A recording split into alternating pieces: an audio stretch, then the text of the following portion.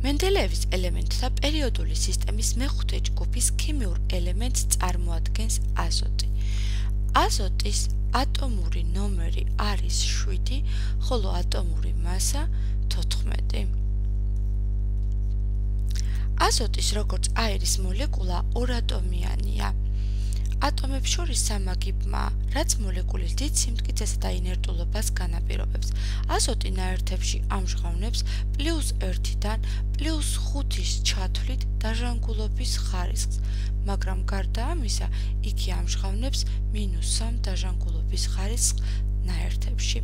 არსებობს აზოტის ორი იზოტოპი, N14, N15.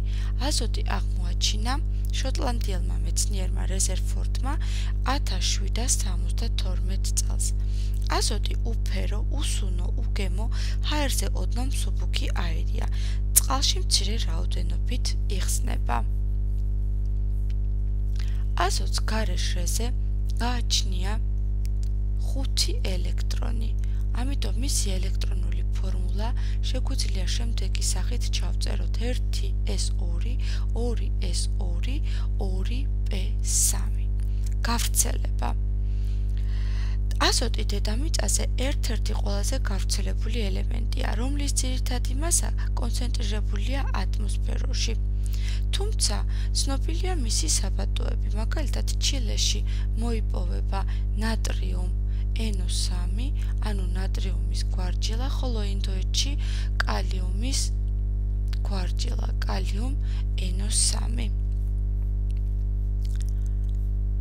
მიღება. სამრეწველო მასშტაბით აზოტი ძირითადად მიიღება გათხევადებული ჰაერის ფრაქციული გამოხდით, რასაც საფუძვლად უდდეს აზოტის -195.8 გრადუს ცელსიუსსა და ჟანგბადის -193 გრადუს ცელსიუსზე დუღილის ტემპერატურათა განსხვავება.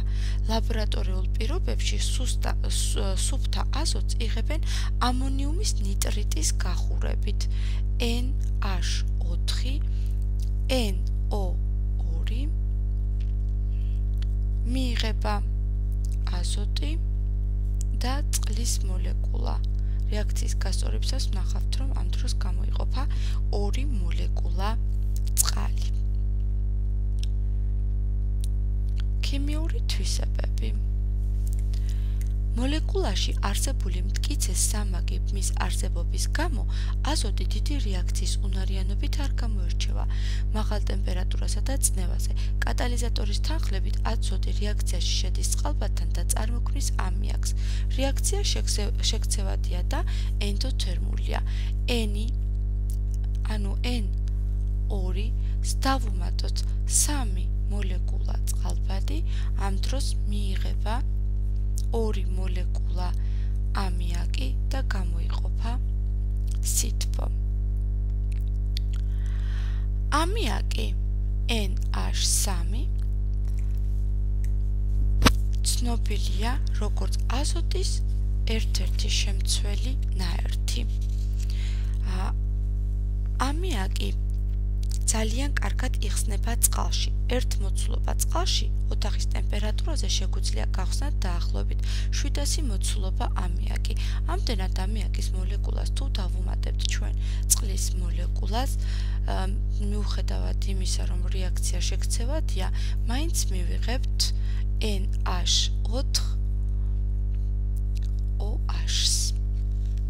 ამონიუმის ჰიდროქსიდი არამდგრადი ნაერთია, ამიტომ არსებობს მხოლოდ წყალხსნარში და ხასიათდება სუსტი ტუტე რეაქციით, ანუ ლაკმუსი ლურჯ შეფერილობას იძენს, ხოლო ფენოფთალეინი შოლოს ფერს.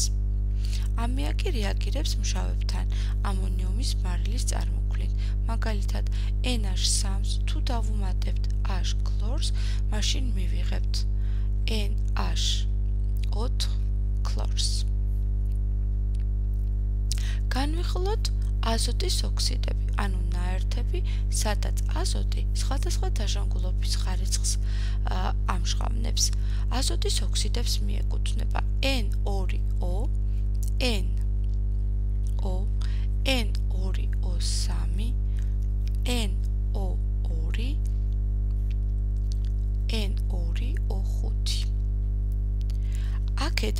N2O და NO მარილ არ წარმომქმნელი ოქსიდებია, დანარჩენი მჟავა ოქსიდები.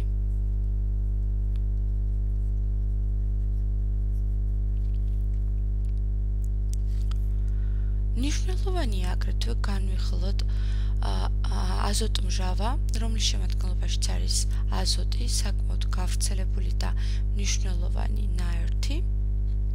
აზოტმჟავა ძლიერი ერთფუძიანი არამდგრადი მჟავა, რომელიც მზის სხივების მოქმედებით ან გახურებით იშლება და ამ დროს გამოიყოფა აზოტ 4-ის ოქსიდი, ჟანგბადი და წყალი.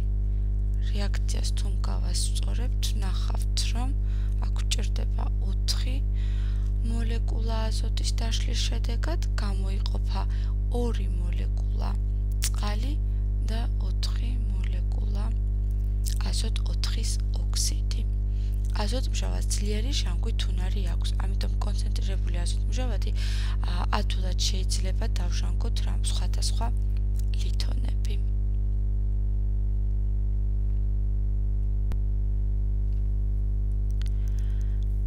მაგალითად HNO3-ს დავუმატოთ სპილენძი, ამ დროს მიიღება კუპრუმ NO3 ორჯერ დამატებული N2O და წყალი. რეაქცია მოითხოვს გასწორებას და ნახავთ, რომ 4 მოლეკულა აზოტთან სპილენძის ურთიერთქმედების შედეგად გამოიყოფა 2 მოლეკულა NO4-ის ოქსიდი და 2 მოლეკულა წყალი. აზოტის გამოყენება. აზოტი გამოიყენება ამიაკის სინთეზისათვის. აგრეთვე გამოიყენება აზოტმჟავას მისაღებად.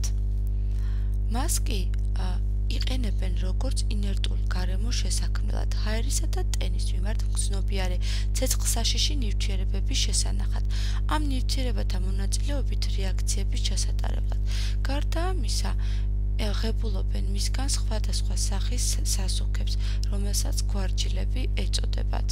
და ბოლოს, მედიცინაში თხევადი აზოტი გამოიყენება ხერხემლის სახსრებისა და სხვათა სამკურნალოდ, იყენებენ აგრეთვე კოსმეტიკაშიც. ეს არის ის მცირე ჩამონათვალი, რა გამოყენებაც აქვს აზოტს, თუმცა მისი ნაერთების შესწავლა ძალზედ მნიშვნელოვანია სხვადასხვა დარგში.